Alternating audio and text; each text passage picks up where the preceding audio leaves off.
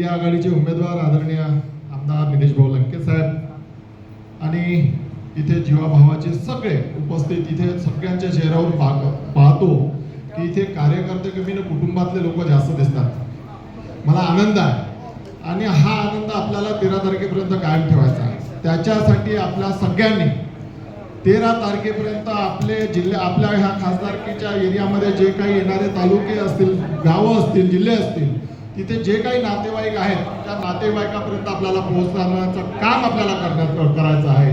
आणि आज मला वाटते काही पाहुण्यांनी 1 लाख रुपयाचं आज त्यांना लढाईसाठी एक मदत म्हणून त्यांनी मदत दिली। तसंच आम्ही नागपूरवरनं आमचे सगळे मित्रमंडळीतर्फे आम्ही पण 51,000 रुपये आता गाडीत आहे, त्याच्यामुळे आम्ही थोड्या वेळात बाहेरच देतो।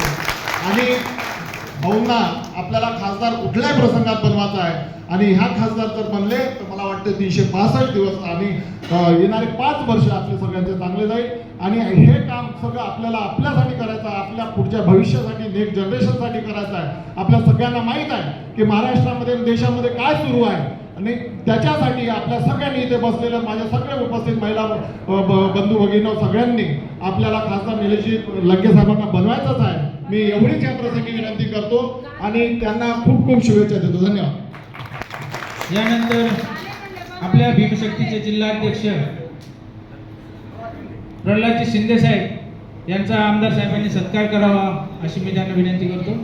आणि यानंतर शेवटचा सत्कार आपल्या पारनेर पंचायत समितीच्या माजी सभापती अलकाताई देशमुख यांचा सत्कार आमदार साहेबांनी करावा अशी मी त्यांना विनंती करतो। अलकाताईंना विनंती करतो की त्यांनी समोर यायचे।